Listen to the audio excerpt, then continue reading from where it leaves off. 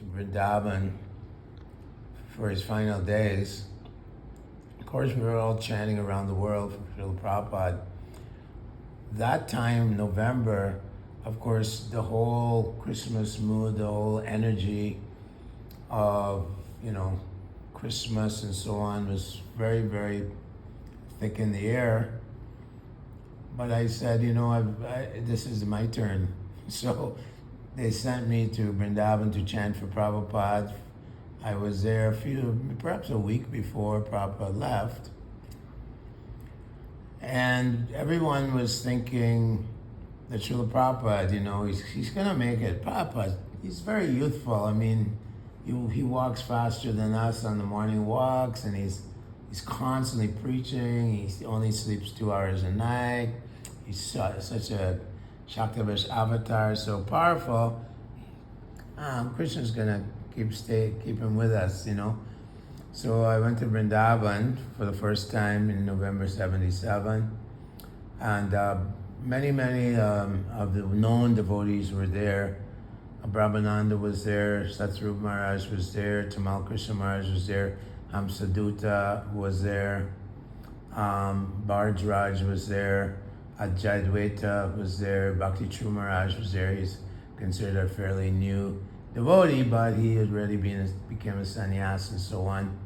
And he was personal attendant for Srila Prabhupada, giving the medicine. And so many of us were there. And we would chant for Srila Prabhupada throughout the day, and then we'd go off and take bath in the Yamuna, come back. And Srila Prabhupada's godbrothers were all coming in to meet Srila Prabhupada. And Srila Prabhupada would say, "Please forgive me if I made any offense to you." To each one of his godbrothers, he said, "Please forgive me," because many times Prabhupada would say, my godbrothers, they weren't very advanced, they were neophytes. Some of them tried to steal one of his disciples, things like that. So, he said that Bhakti Siddhanta was warning him that there's fire in these walls and they're all fighting for rooms. And if you ever get money, distribute books. Told him that at Radha Kund. If you ever get money, distribute books. So the mood was quite intense, but we were very optimistic. On the morning of November 14th, for some reason I got up really early, like 2:30.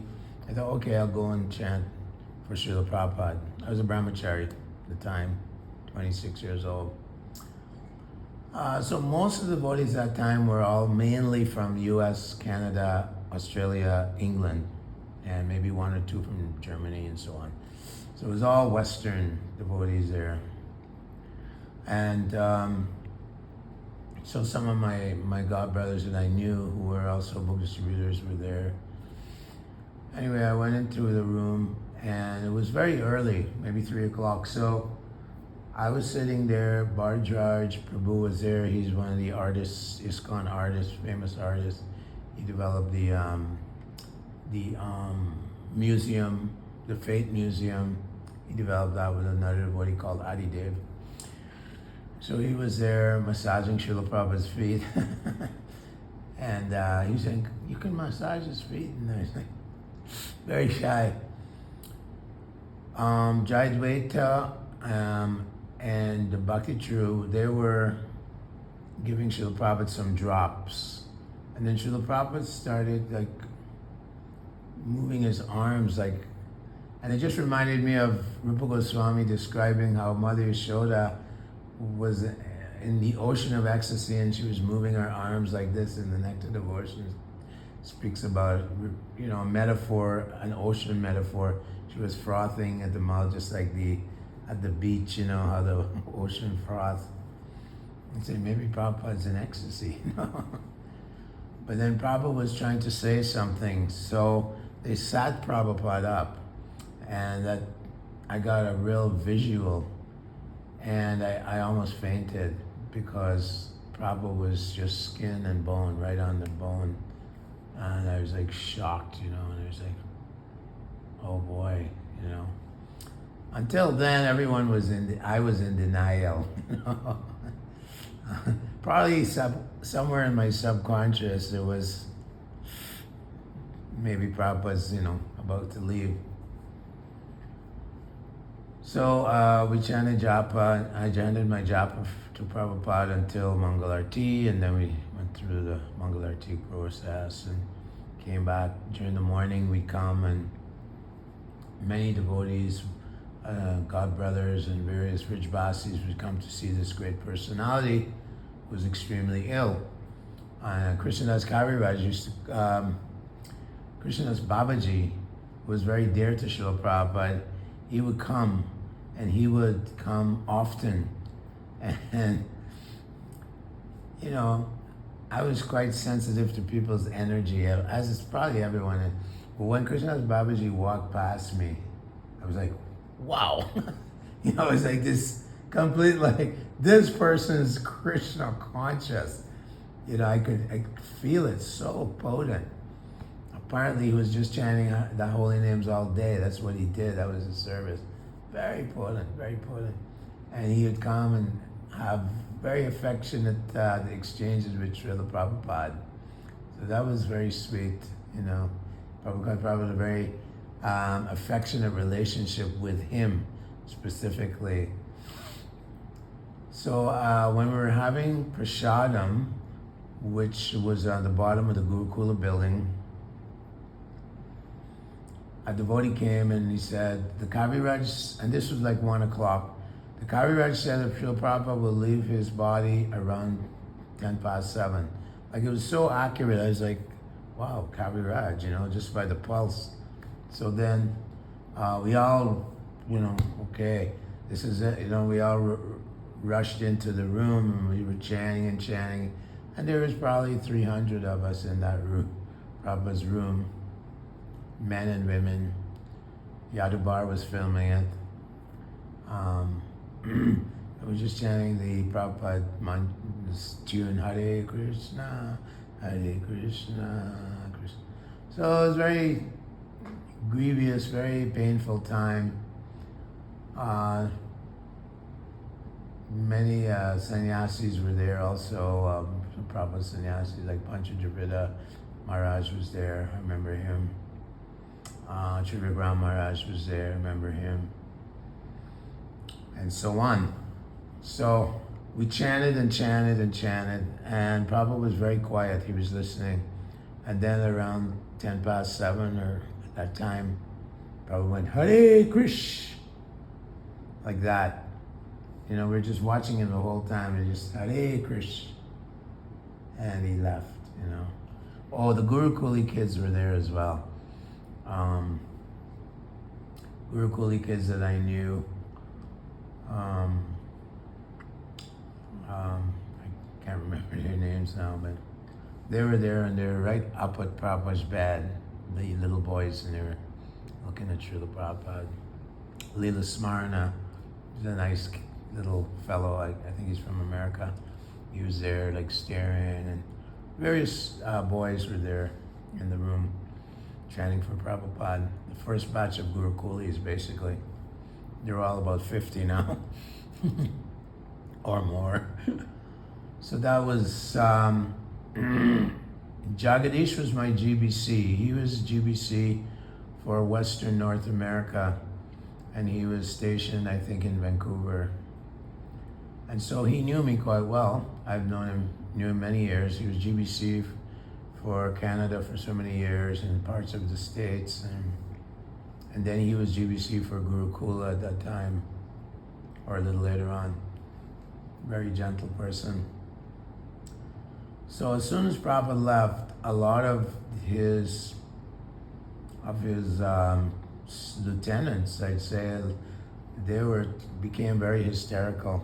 Some of them rolling on the ground, crying, and pandemonium. And Jayadvaita was saying, okay, everyone get out. We have to dress Srila Prabhupada. So everyone got thrown out of the room. So in the courtyard outside the Krishna Balaram guest house, we were standing there, crowded around, and in my mind, I was like, oh no, is it going to be like Gaudiya Math after Bhaktisiddhanta left? You know, all this ominous thoughts were going on. And it was very heavy energy. And Jagadish needed to, he was in charge of digging the samadhi. So he kept asking, do we have any volunteers? There's no like backhoes, there's no machinery. It was a little village, you know. No blacktop roads anywhere, no asphalt roads. It was just all nice village with little rickshaws. That was it. No totos or anything. A few little sugarcane places and so on. So Jagadish was asking for volunteers. Everyone's thinking, oh my God. So I put my hand up and said, I'll do it. So he said, okay, Kripanidhi, and one other devotee from Seattle, my dear God brother Abhinanda, said, if you're going to do it, I'm going to do it too. Brahmachari. So we both brahmacharis. They gave us some shovels. And I mean, it's just a blur. But we started around 7:30 and we started digging the samadhi, which is at the end of the pathway near the front gate. That was the front gate at the time. And we just dug and dug. It's sandy, Raman Reti, so it wasn't that difficult. So we spent the whole night digging this samadhi for Prabhupada. It was about 10 by 10 by 12 or something, you know. And I can't remember, but it might have been that some Brijbasis were helping us. I can't really remember, but I know myself and Abhinanda were down in the pit digging Prabhupada Samadhi. And I'd come with two devotees from Vancouver. They were pujaris in charge of Radha Madan Mohan, Partha and Uttama. And Partha was looking for me all night. What happened to Kripanidhi? What's happened? You know, where is he? He's not in his room. And then 6 o'clock in the morning, he looked down, he saw the top of my head. He said, oh, okay. So that was my wonderful opportunity for me. It was wonderful. I got to meditate on Srila Prabhupada all night, on the great things that he'd done, the great excitement that he created when he came to the West. Huge excitement, huge volcanic energy. All young people, everyone was under 30, except for maybe one or two, like Trivikram Maharaj. It was just all this huge youthful energy, just every day, just trying to spread this great experience. So, being 26 years old, we're like the prime of our lives. We're just digging and digging and glorifying Srila Prabhupada. At the same time, Prabhupada's godbrothers and other devotees were in the temple room, and Prabhupada's body was set up on the Vyasa-san. He had a sadhu hat on, a saffron hat, and he was tied into his palanquin. So they chanted all night. His godbrothers just chanted very ragas that were very kind of grieving ragas and so on. You might have seen a film. And then in the morning, they had made a decision, Tamal Krishna Maharaj and others, Satsuru Maharaj and others, to take Srila Prabhupada to all the 7 temples. So we had the kirtan and we took him to all the 7 temples. Radha Damodar was very emotional for many devotees. Were crying, you know, this is where Prabhupada was initiating the Sankirtan movement of Lord Chaitanya, Radha Damodar. Very emotional. Oh yeah, I remember Bhavananda was there as well. One of the first Indians to join in America, Yashomati Nandan, he was there. Gujarati devotee. So he was there. And then we did the kirtan to the 7 main temples of Vrindavan, Madan Mohan, Govindaji, Damodar, Radha Raman, so on, Samasundar. And so we just kept going and going. then we came back, and the MC was Narayan Maharaj was the MC, and so he was orchestrating everything, what to do, how much of this, how much of that, the kind of articles. We were just kids. We didn't know anything. I suppose the oldest devotee would be, a 12-year devotee. So Narayan Maharaj did all the master of ceremonies, and he gave a talk, and the first thing he said was Krishna Shakti Vinana Kali Kalir Dharam Harinam Sankirtan. Krishna Shakti. He said no one could build this empire of Vaishnavas unless he was completely empowered by Lord Krishna. He gave full acknowledgement, full recognition, full glorification of Srila Prabhupada. And that was the first thing he said, and I was just like, yeah, well, spot on, spot on. So he gave his talk. Other dignitaries were there, and they gave eulogies and so on. Then they lowered Srila Prabhupada's body, and that was very, very emotional for me, I suppose for everyone. A lot of devotees didn't come because it was Christmas Marathon. A lot of the leaders were all focusing on this, because Prabhupada was saying double it. Every year we did a 5 million, okay, 10 million. He's never like, okay, that's good, that's really good. No. Prabhupada, we did 3 million books in America. Okay, double it. And November 14th, that was really taking the Christmas shopping. I mean, Australia, the Christmas shopping just goes crazy. Everyone's, trying to be so happy and nice. And, yes, here's a donation, Yeah, sweet boy, sweet girl, okay, yeah. We love Jesus, whatever. And so it was huge. It was at the peak of the Hare Krishna movement in America and West, Canada, Australia, so on. It was very peak times, things were really going, huge waves of success and people joining, young people joining everywhere, and the book publishing was just right off the charts, So that was the energy that was there. So a lot of my godbrothers were like, I missed it. But I said, no, actually service to Srila Prabhupada, was distributing his books, you feel so close to Srila Prabhupada when you're out in the middle of Tennessee or somewhere and you're distributing Prabhupada's books and the cops are looking for you, You're in the battlefield, and it was so nice. You have to pray to Prabhupada and learn the Shingadev. Hope the cops don't arrest me. Like that. So that was going on. A lot of the Sankirtan devotees were just gearing up, in the airports. Chicago airport was huge. Busiest airport in the world, and everyone was just November 14th, So I got that opportunity, I got the mercy to dig Srila Prabhupada's samadhi. And thank you, Srila Prabhupada, thank you.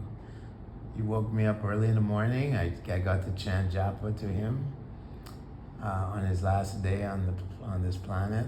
And then I got to excavate his samadhi here. Yeah. So that stayed with me for my whole life. Yeah. All glories to Srila Prabhupada. 12 years or more, you feel like that. Prabhupada's gone, it feels like completely vacant. Everything's vacant, Everyone's just kind of in an emotional crisis. The difference is that I, being just traveling Sankirtan devotee, and then they say, okay, go and chant for Prabhupada, is different because I was thinking, Prabhupada's gonna make, he's gonna make it. How could he leave? Come on, the movement's just taken off, And then his servants like Tamal Krishna, Ramaswar, and these personalities, Harisori, who were with him for those few months prior, Gargamuni, they knew, this is not looking good. Not looking good. Hadn't eaten in so many months. But they wouldn't divulge that or disclose that, just hang in there. I guess I should keep going, but so prior to Prabhupada's leaving, that whole week, Srila Prabhupada said, I want to go on Parikram with an ox cart. Tell Lokanath Swami to, get the ox cart ready. I want to go, why am I lying here, Prabhupada was just like that. I want to go, So there's two parties. One party was Hamsaduda's party, and one party was Tamal Krishna's party. And they were like, like this. And the Kaviraj was saying, you put Prabhupada on an ox cart, he's gone. No chance. And Hamsaduda's argument was, the spiritual master's order is absolute. You do what he tells you, or else it's an offense. That was his argument. So prepare the ox cart. The other side was Brahmananda, Tamal Krishna Maharaj, Satsvarup Maharaj. They're like, no. We have to transgress this order, We're not taking Prabhupada on an ox cart.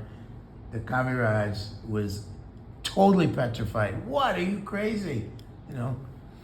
So this argument was going back and forth. The absolute order of the spiritual master, the disciples trying to, preserve the spiritual master, hopefully another couple of years, whatever, like that. It was going back and forth. It was kind of a real fight going on, a kind of a conflict going on. And that was going on for a few days. And so, Prabhupada, what do you want? Prabhupada, and they're arguing with Prabhupada too. Prabhupada's like, no, just take me around, Govardhan Hill. I want to go on the ox cart around Govardhan Hill, And he's in Vrindavan. He wants to go to Govardhan Hill where Krishna lifted the hill. He's completely transcendental. And Tamal Krishna, who is probably the strongest personality in the room, he's like, no way, Prabhupada, you're not going to do that. Brahmananda was kind of, Prabhupada wanted, no. So that was going on, and in the mornings, after the morning program, Srila Prabhupada, we would go into the room after the morning program, and Jayadvaita would be holding the dictaphone, and Srila Prabhupada was translating, doing the 10th beginning of the 10th canto, first chapter, second chapter, or whatever. And I remember one purport he was speaking, and he said, so Krishna says that I'm the source of remembrance and forgetfulness. So he says atheism, communism, this is all forgetfulness.